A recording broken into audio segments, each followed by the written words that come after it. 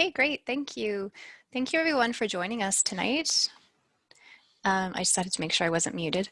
My name is Lisa. I am in the Age-Friendly Lunchroom Coordinator position. This position was created out of a strategic planning session that happened in 2016, and the position started last March. And since then, we also have an Age-Friendly Lunchroom committee of an amazing group of people who are also all on the call right now. So this session is arranged through our community league, but also in collaboration with City of Edmonton Neighborhood Services, and more specifically, Wendy Keeler has been really supportive in arranging this session. So thank you everyone for your support with arranging the session and for joining us. And our speaker today is an amazing lady, Jolyn Hall. I'm just going to do a quick introduction for her, and then I'll pass it on to her. So Jolyn Hall is a former nurse with over 25 years working with older adults in a variety of settings. As owner of Edmonton55, Jolyn guides older adults and their family members to navigate decisions to age in place, explore housing transitions, and navigate care decisions. Her goal is for all adults to remain in charge of decisions related to their aging experience. So with that, I'll pass it over to Jolyn, and thank you so much for being with us tonight and for sharing your knowledge. Great, thank you, Lisa. I truly appreciate the introduction. So I'm just gonna share my screen because this is my only way to keep on track, everyone. So give me a quick second to get this set up. And we will be on our way because we have a lot to go through tonight. So you should be able to see my screen now. So today we're talking about building a neighborhood that supports aging well. So a lot of what I do is speaking to individuals about how to age well, and we're kind of shifting that conversation tonight. It's not so much about the individual. This is about you as community members, as neighborhood members, what you can do to promote an aging well attitude and mindset in your neighborhood. So for those that haven't had a chance to meet me before, as Lisa said, I'm an owner of Edmonton55. It is my company. I was a previous RN. I was a home care case manager. I worked in nonprofit seniors housing. I've worked in for-profit seniors housing. I was part of a management team that opened a seniors residence in Edmonton. And over those 25 years, I've watched older adults and the decisions they've made, the good, the bad, and the ugly, and how those decisions affected their aging experience. And what I learned through that is that we aren't taught how to age well. And so Edmonton55 started about 3 years ago to help with housing transition and decisions about aging in place and how to manage that. So today we're going to discuss why you're here. We're going to discuss what aging in place is. We're going to discuss elements for neighborhoods to consider, programs and services that can support you and your neighborhood in your age well goals, and what could your neighborhood plan look like. So we have a lot of information to go through tonight. I do want to make it fairly interactive as much as we can. I hate online presentations. I much prefer in person where we can have really good conversation. So today I do want to intersperse some conversation into tonight, but it's just not the same. So I'm hoping soon we can have more of these conversations in your neighborhood in person. So my disclaimer is I'm a little bit passionate about this topic. For 25 years, I've seen older adults age fabulously, and I've seen others who have a lot of challenges along the way. But tonight is about conversation. Tonight is about stories. Tonight is about planning. I am not a researcher. I'm not going to fill your screens with statistics and numbers because I can most certainly point you in directions where you can find that.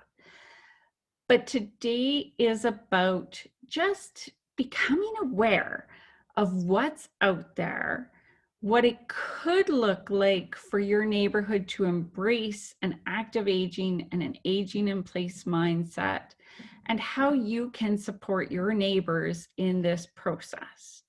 So not a lot of numbers, not a lot of statistics, but we're going to go through a lot of information. So it started when you registered for this seminar. I asked you the question, how do you think aging well could look in your neighborhood? And so I've just put together a really quick graphic of some of the keywords. Some of you wrote amazing things, and I thank you for all that participated and shared your thoughts. The great thing about aging in place is there's no right or wrong at all. But there's words like feeling connected, walkability, recreation, increased density, acceptance of older people as equals, supported by the community, residential choices, inclusive, people engaged throughout their lives, in their communities, neighbors supporting neighbors. So many great things and great words and suggestions. And it all comes to that fact that we all want a neighborhood where everyone feels accepted, included, has purpose. And that's really what aging well is about. Aging in place is not just for seniors. It's actually for everyone. Because I don't think any of us have the goal in life to land in nursing home. All of us, if given the choices and given the skills and given the means, would most likely choose to live in our neighborhoods and in our communities. So if you'd like, if you're brave, unmute your computer or your phone. You can press *6 to unmute. But I'd like to hear if anyone has an idea what aging in place means. And it's not school, you won't get shut down. Any comments, any thoughts? Okay. Oh, I saw Jamie. Yes. So I'm actually in a course about aging right now.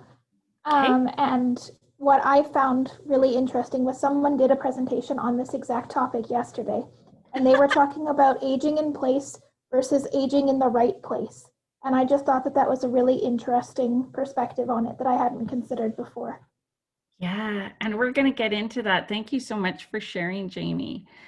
When I talk about aging in place, I really like the federal government's definition, just because it gives us a common ground of what we're talking about. And aging in place means having the health and social supports and services you need to live safely and independently in your home or in your community for as long as you wish and are able. Now, in a way, it's a really vague definition, but at the same point, it gives a lot of room for interpretation of what aging in place can mean for you. What it means for one person isn't the same as the next person. So I want to highlight a couple things that really are important in this definition.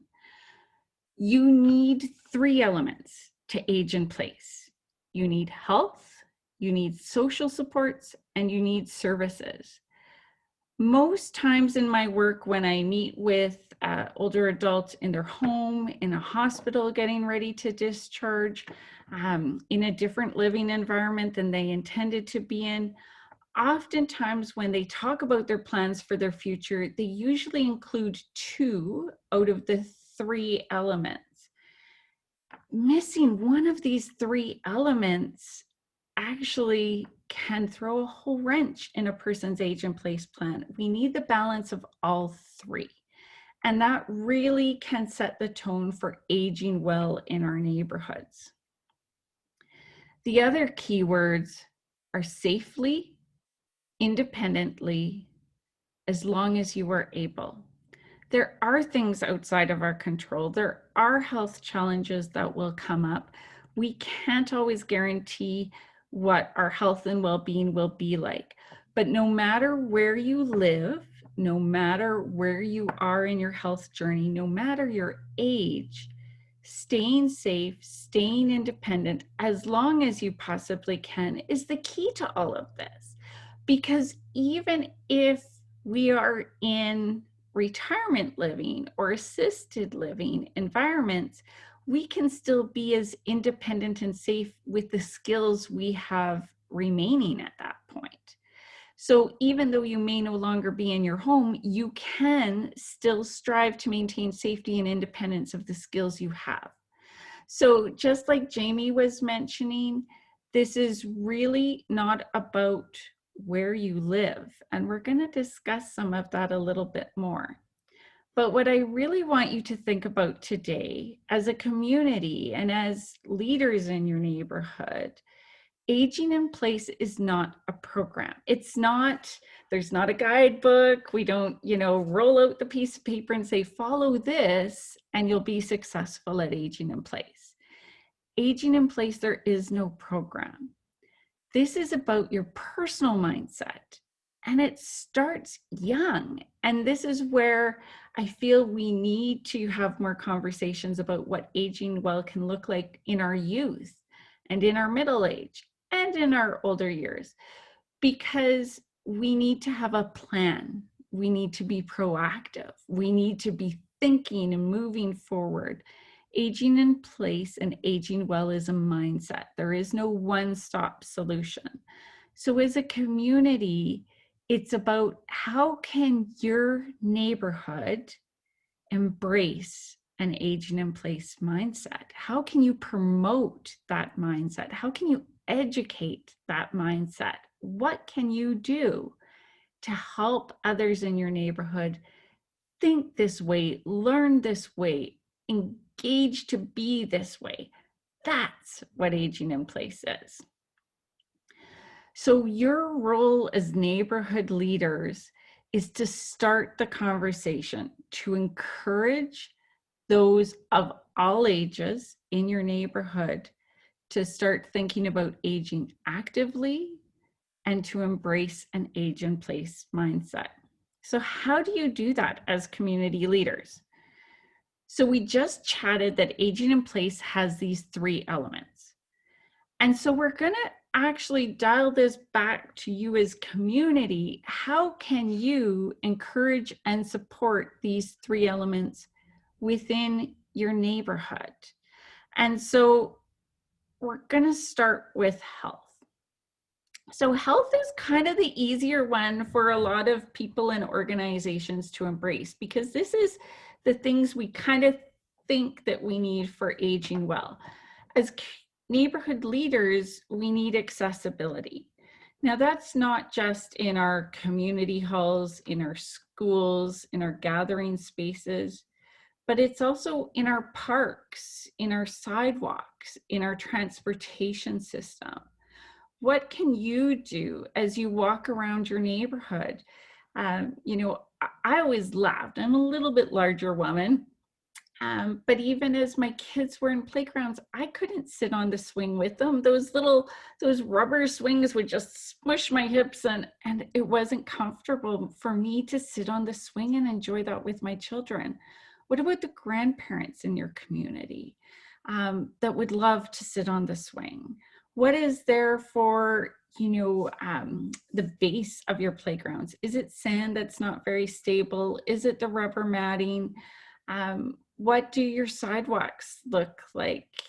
Some things you can control, some things you can't, but just being aware of what there is for basic accessibility. Do you have the accessible washrooms in your gathering spaces? What are the businesses like in your neighborhood? Are they prepared to welcome those of all ages that might have mobility issues or an invisible illness or something else that they need to assist them to be productive members within the community? So as community leaders, being mindful of that. To be healthy, we need to be active. And there's a couple levels of activity. It can be exercise programs, and many community leagues have done great work in getting yoga and different programs in that can support, again, all ages. But it's also looking at functional activity. just the fact of reaching down to your toes will help everyone be able to put on socks later in life. Learning how to stand up and sit down without having to push on the sides of the arms builds some core strength that keeps us able to get in and out of our cars and in and out of our chairs as we age. So as community leaders, how can you promote activity beyond exercise programs, but that functional activity? Is it walking groups? Is it pole walking groups? Is it just movement in one form or another at any of your activities? Food security is a big deal for many neighborhoods. What is within walkable distance? Is there a farmer's market that's easy to access fresh produce? Is there grocery stores that are on transit?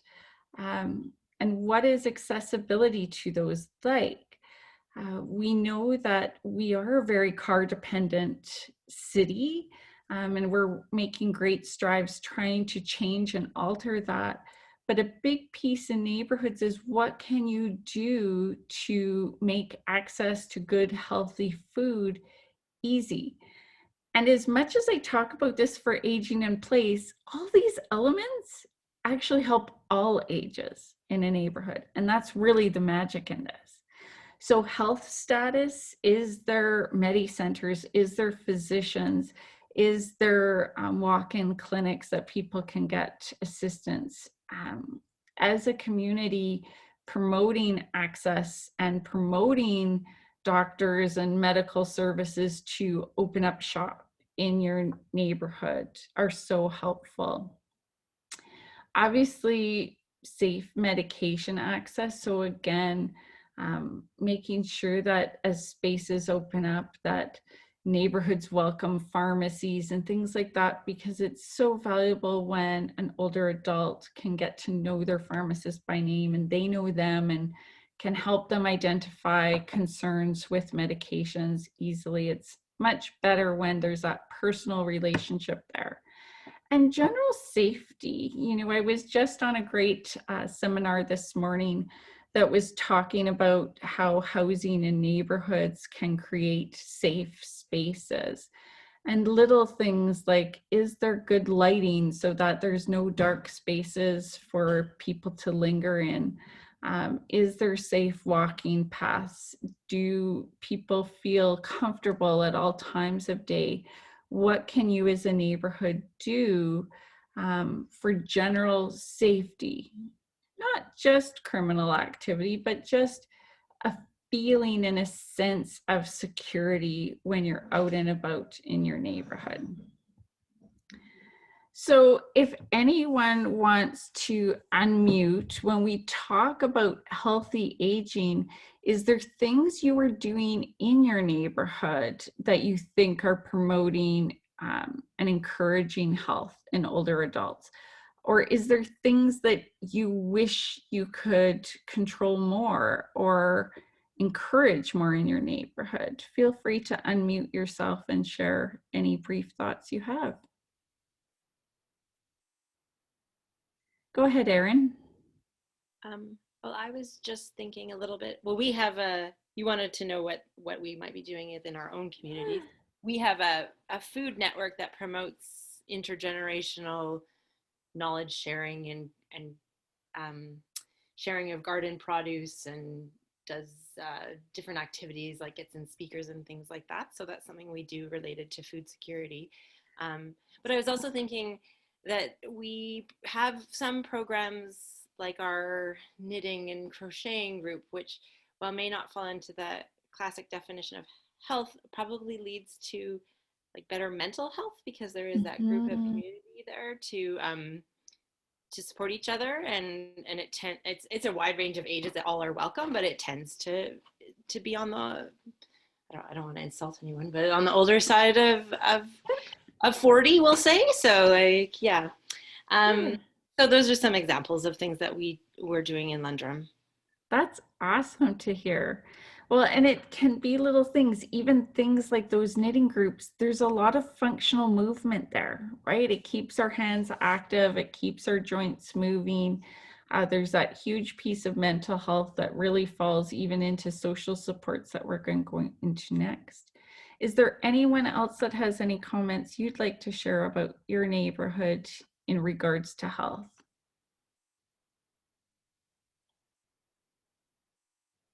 Okay, so let's dive into the next element. And this is a big one. And this is the element that I think a lot of individuals overlook when they're making their individual age and place plan, because we don't often realize the value of friendships, acquaintances in keeping mentally and physically well. There's been a lot of research lately about loneliness, even more research because of the pandemic. And we're seeing that social isolation, that loneliness are statistically a higher risk than many other health diseases, causing significant aging issues. And so social support is an element that you as community leaders can really build a sense of support into your neighborhoods in many different ways. So when we talk about social support working with individuals, I talk really about 3 elements they need to incorporate. They need to have passion and purpose, they need to stay connected, and they need to be connected beyond their home in their greater community. So as community and neighborhood leaders, passion and purpose by promoting and encouraging space for hobbies like the knitting group, educational opportunities, those stimulate the mind, they stimulate the body, they create an atmosphere that makes it safe and easy for others to meet other people. But sometimes it's looking beyond that. What can you gain out of your neighbors? So how can you find who was an art teacher, who was a piano teacher, who taught some really great history courses at the university that maybe would teach those to community members? What can your members and your neighbors contribute? Because a lot of times we find older adults have a lot of creative ways to contribute, but they don't always have the platform. And so as neighborhood leaders, you can create that platform, whether it's putting something in your newsletter, doing a neighborhood audit, getting some feedback as to what would people like to offer in terms of their knowledge and share their experience. And being able to host it in a formal and an informal way. Some people don't want to teach a full class, but if there was a sharing group, where every week there was a couple people that shared something different. It might be a skill, it might be a story, it might be their writing, it might be their artwork. Finding ways that you can encourage your neighbors and your neighborhood to give them that safe space to contribute gives everybody a passion and purpose. We have to have something we're passionate about in life, whether it's a hobby, whether it's watching a sports team, whether it's watching politics or being very close to our faith community. We always need a passion and a purpose. And so as a neighborhood, you can also expand that to offering in-home and community opportunities. So with your knitting group, and I'm just gonna, call out on Lendrum because you've brought that up, is there opportunities if that knitting group is, some knitting groups make squares that get made into blankets and get donated.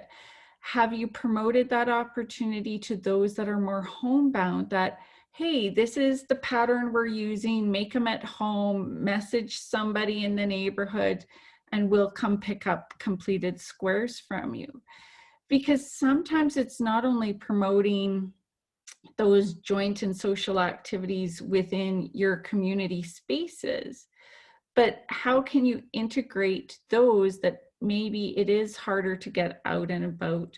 Maybe there is some social shyness and they just want to casually, safely get started. Looking at how you can create those in-home and in-community opportunities is really important. Staying connected. When I work with individuals, we make a plan for getting out once a week of our house because we dress differently, we do our hair differently, there's a different energy with leaving the house. And at the same time, we talk about, obviously before COVID, having a friend into the house every week, because that's also mentally important, because we clean our spaces, we prepare, we put some thought and effort into hosting someone. And those are all different mental activities that really help us stay active and engaged as we age. So as a neighborhood, how can you support older adults staying connected in their homes and outside of their homes? I've seen many community leagues host coffee socials, picnics. Oftentimes they're either for older adults or they're all ages, so it can encompass your stay-at-home parents, those that have some disabilities or work from home in the community. And really, what is there for intergenerational opportunities? There is so much potential for intergenerational opportunities. Whether you have students teach older adults tech tips and manage emails and their phones and different things that maybe they need some extra support with. And then maybe your older adults are supporting some tutoring, especially if you've got some retired teachers in your masses that maybe will help with a drop-in homework club. So what do you have, or what can you create that's intergenerational, that's just going to allow a person to be connected with other individuals? I often hear from older adults that I like being alone, I'm comfortable being alone, I don't need to talk to anybody. And oftentimes what I found in my personal experience over these years is they've just gotten used to being alone. Once that individual gets put in a social situation, usually their health improves, usually their health conditions improve, their spirits improve, their mental health improves, their walking improves. We see so many helpful, encouraging benefits when that person who said they like being alone and they're comfortable being alone gets shifted maybe into a different environment, or gets helped or encouraged into a social environment. It can literally change their life. And so as a community leader, what can you do to promote everybody staying connected? And I know it's challenging with the pandemic right now, but this is a great way to get creative and find ways that you can engage people in their home and in the community. And then definitely as community leaders, looking at community communication and your neighborhood communication, because so many things are going online these days, but you're still missing some people that maybe aren't online or aren't computer savvy. So how can you support those individuals, whether you do have a list for those that want a mailed copy of the newsletter, or do you have a phone out list that can go through what's happening this month in your neighborhood? What are you doing to keep communication open for those that might be visually impaired, for those that are hard of hearing, for those that have an invisible disability? What are you doing to be creative to offer communication in different ways? Because social support is such a big piece for aging well in our neighborhoods, and it's so crucial. And sometimes it takes some planning. I've met with community leagues that go, well, we hosted a seniors coffee and it didn't take off. Well, did you host it consistently for 6 months? Because sometimes it just takes time for people to get courageous to join in. So I always say with programming for older adults, whether it's exercise classes, coffee, socials, host it consistently for 6 months. Reach out and try to find those ambassadors in your neighborhood that will be the first people to the party, so to speak, that can then talk to their neighbors and friends and encourage them out, being a friendly and familiar face. But don't just offer something and give up when it's not a raving success right away. It's probably going to take some time. So I'd love for you to unmute or raise your hand. What are you doing in your neighborhood to support social connections? In older adults, maybe intergenerationally, what are you guys doing?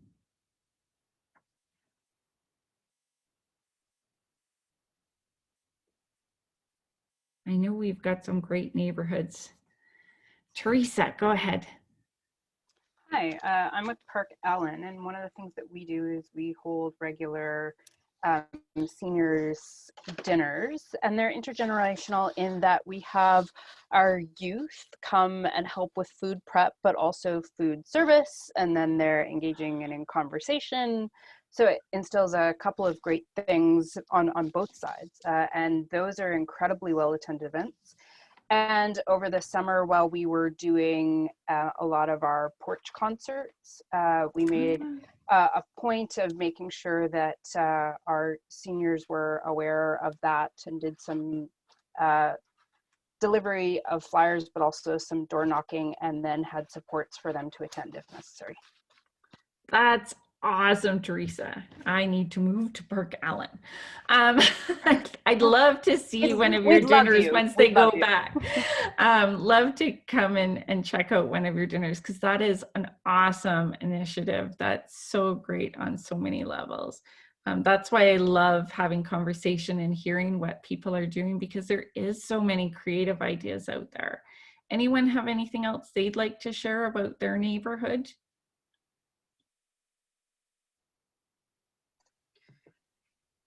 I can, I'm not going to speak about my own neighborhood just because I have another idea also in Park Allen, actually. And I think some of the other neighborhoods in the region have done this as well. But I just wanted to highlight the history project that's going on right now in Park Allen. So for the 100th anniversary, the Community League has pulled together some history from the archives and had some meetings with seniors in the area to hear the stories of growing up in the neighborhood, being in the neighborhood for extensive periods of time. And there's been a really beautiful social media kind of story that has been shared over the last little while, and then shortly it will be on the website for all to enjoy as well. So I think that that's a really fantastic way to engage people that maybe don't see themselves as being part of the community league, because their perceptions of a community league might be that it's for young families, but really there's space for everybody, as you all know in this room. But yeah, I just wanted to highlight that really neat project that's happening. That's awesome to hear. No, that's a great opportunity for everyone to learn from others. You know, I've met many people that have lived in their home for 60+ years. They've seen a lot. So that's awesome. Erin, you had your hand raised. I was just going to say, this is not as highbrow as the history project or senior. That's okay. Janice is on this call. I saw, and her husband Lance organizes a men's social night when we were allowed to, once a month on Fridays, and I think it was got a different group of people out to the event than we might normally see at some of our other community events. So that's awesome. I saw a raised hand by Jamie. Yeah, sort of adding on to the point that Erin raised, is I haven't heard about it in Edmonton as much, but I know in Ireland, it's very popular to have what they call men's sheds, where men in the community come together and work on woodworking projects or something like that. And they help each other and teach each other because they found in these communities in Ireland, at least, that women tend to participate in the community activities, so that this was an opportunity to get men out and involved. Yes, and there's actually quite, before pandemic, there was quite an active men's shed project happening throughout Edmonton in different areas. And it's really started because women socialize face to face. Like, we love having coffee, we love sitting down to a meal, we love looking at each other and having that conversation. Men actually socialize shoulder to shoulder. So doing something, having an activity, not necessarily looking face to face, but it's really that shoulder to shoulder socialization. Lisa has her hand raised. I love this. Now everybody's getting into this. We've just recently tried to start a program that hasn't taken off yet because of COVID, but learn from each other sessions where hopefully when we can gather again, people from within the community who have interests or talents can share their talents and teach each other within the community through interactive sessions. And I have a couple of people who have reached out to present, but we just aren't allowed to gather yet. So hopefully that will happen when COVID goes away. That's awesome. That's incredible, Lisa. Lots of great ideas, and that's really what I hope can come out of tonight, is that you can get a little bit excited, maybe get some inspiration from others as to what you can do. The last element of aging in place is you need connections to services. So when we're talking about an individual aging in place plan, we know at some point you will have health issues, you will have skills you can no longer do to the same level. So in aging in place, we want everyone to know the services that they can call upon to help them continue to stay in their home or other environment as long as possible. So when I talk and coach individuals through their aging in place plan, we're actually making a list of, okay, if you couldn't do your housekeeping, who's coming in and doing that? What's the name, the company, the phone number? If you couldn't make meals anymore, how would you get meals? Is it family assisting you? Is it a meal service? Is it Meals on Wheels? Is it Heart to Home? Try them out when you're healthy and well. And same onwards. So we want individuals to know about housekeeping, meal support, lawn and snow care, delivery services, in-home services, because there's mobile x-ray, there is mobile lab services, there is mobile eyeglass repair, there is mobile optometrist. You can get just about every health service delivered in-home. We also want individuals to know about contractors, electricians, roofers, plumbing, because, you know, my father's in his 70s and I still have to have the conversation. You cannot climb on the ladder to check the roof anymore. Who is your contractor for that? Transportation, because any of us at any time can have a sudden illness or even just something like a broken ankle that stops us from driving. Will you get around by cab? Will you get around by bus? Will you call a driver service? And knowing what medical services you can access nearby if you couldn't get out and about. So that's what we look at on an individual side. So as community leaders, what can you do to facilitate the conversations about services? So I've seen the community leagues that have the billboard in their hall that has all the local business cards on it. And that's a great way. People love using somebody that's in the neighborhood down the block. There's a sense of trust and community there. Do you share services in your newsletters? Do you have a list of services that are in your neighborhood that if somebody's searching for, they know who's an accountant, they know who can help with home repairs, they know who offers housekeeping services? Do you offer anything in terms of a skills match? Sometimes there's a stay-at-home mom that would love to cook some extra meals for a senior on a paid-for-service type arrangement that's not as formal, because service providers don't always have to be formal. Maybe there is a retired plumber that, you know, is happy to help with small fixes in your neighborhood. Again, it helps both sides. There's that sense of purpose, and then there's that receiver that's benefiting as well.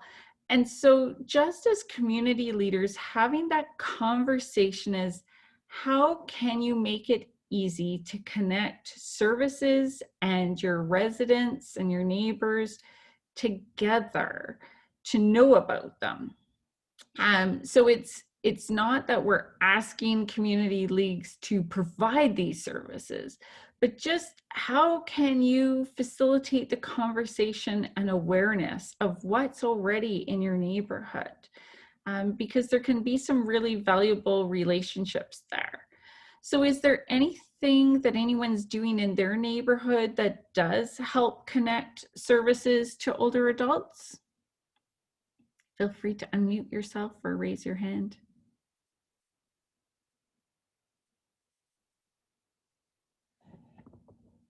It's one that often communities don't see themselves as a point for, but it's definitely something you can help promote. Erin, go ahead.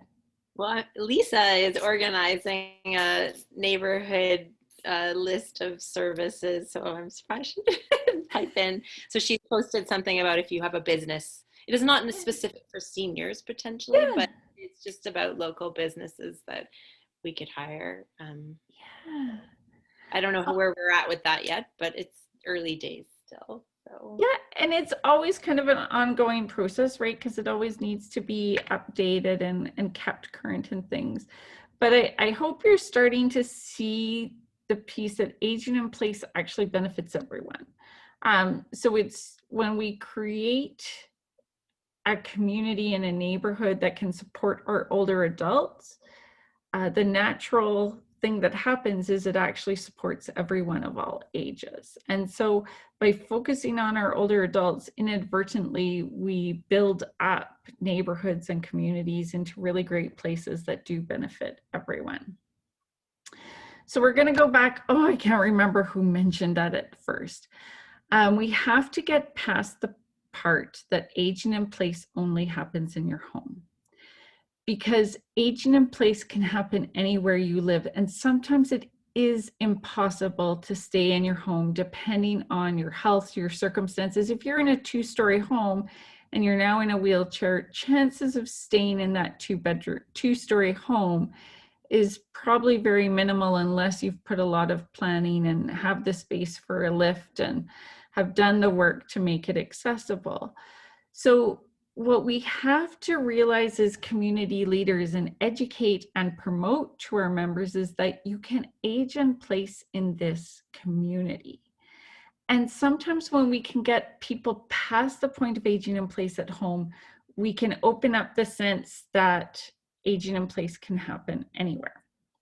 So as community leaders, getting to know and integrating community housing choices, having picnics with other housing providers that are in your neighborhood or the surrounding neighborhood as introductions and get to know these things. It's not so scary when people have been inside them and go, oh, this is a lovely place. Like I've seen that reaction many times. Oh, I thought this was a nursing home. Nope, this is retirement living. This is nothing like a nursing home.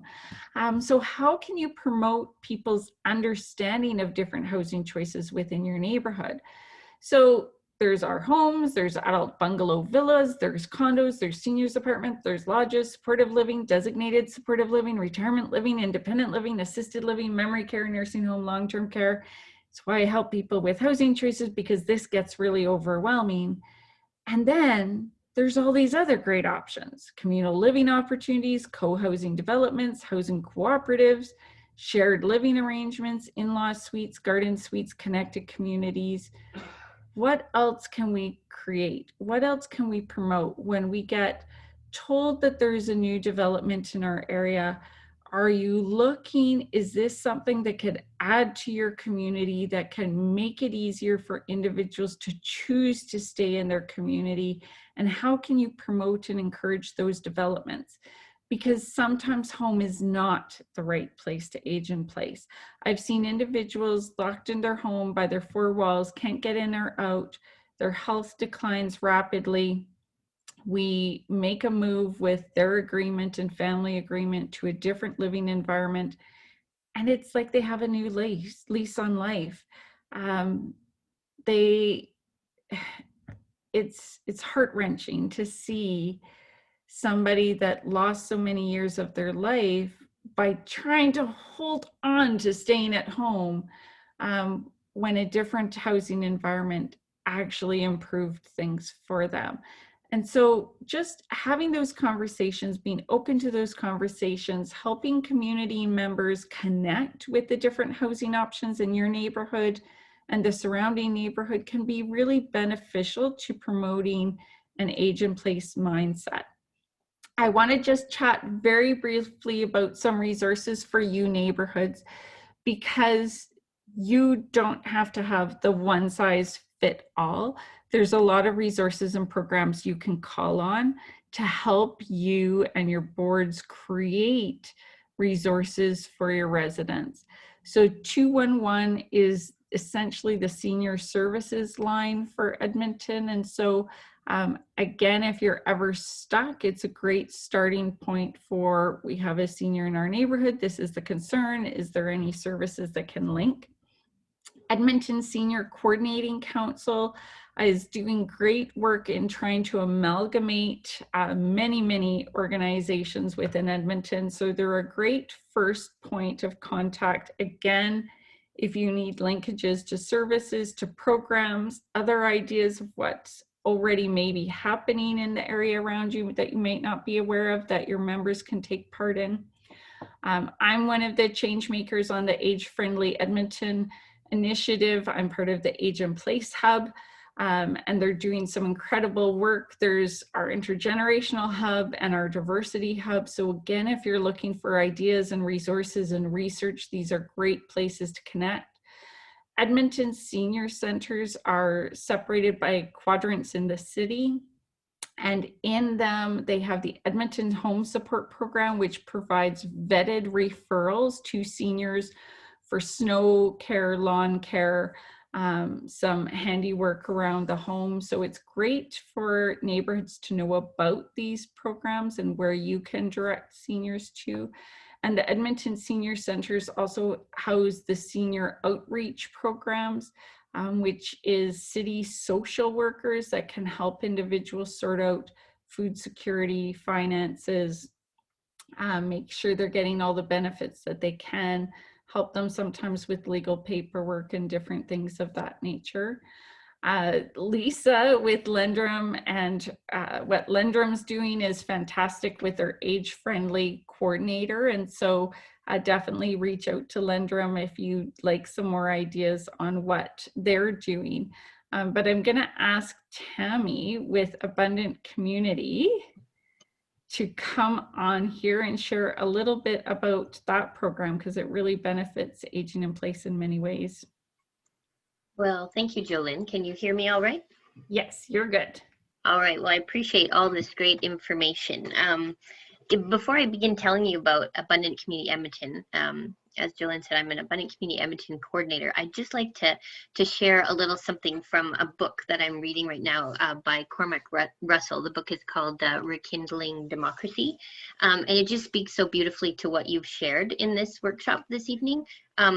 He talks about how silly it is when, if you think about it, if we placed a whole bunch of ambulances, for example, at the bottom of a cliff to intervene when people are chronically ill, instead of us together building fences at the top of the cliff to promote a health creation posture. He likens this in the book to Wile E. Coyote and his poor plans to confront the Roadrunner. And he goes on to imagine instead a plan in which seniors, families, communities, and agencies co-create these better fences before people reach the edge. So Cormac suggests that we all have assets and we have a responsibility, each of us, to ensure that people age well in our neighborhoods. So as we stand at the top of the cliff this evening here thinking about this, I encourage you, as Cormac has in the book, to ask ourselves these two questions. One is, what are citizens uniquely positioned to do to lead an aging well movement? And two, how can agencies and institutions support such citizen-led action? So for us at the City of Edmonton in Neighborhood Services, we have an initiative called Abundant Community Edmonton, or ACE as we affectionately call it, which promotes a framework to support and strengthen connections and input from local citizens. So the vision of ACE is to see neighbors connecting on every block, cul-de-sac, or building floor, so that together we can form strong and caring neighborhoods where we look out for one another and share our talents, knowledge, skills, and resources, as Jolyn has encouraged us to do. So this really starts with citizens who take on a posture of neighboring, such as waving, smiling, making eye contact, and having brief conversations. This is what in the research they call healthy social snacking.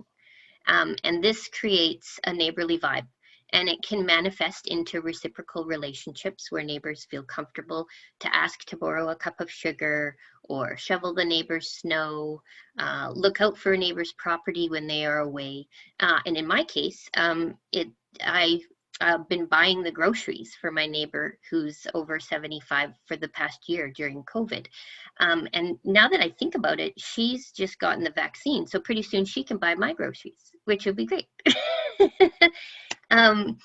So Neighborhood Services encourages and supports citizens in taking actions in their neighborhood by becoming a block connector or a neighborhood connector, a support team member, or assisting through their role with neighborhood leadership. And that could be, say, through the community league.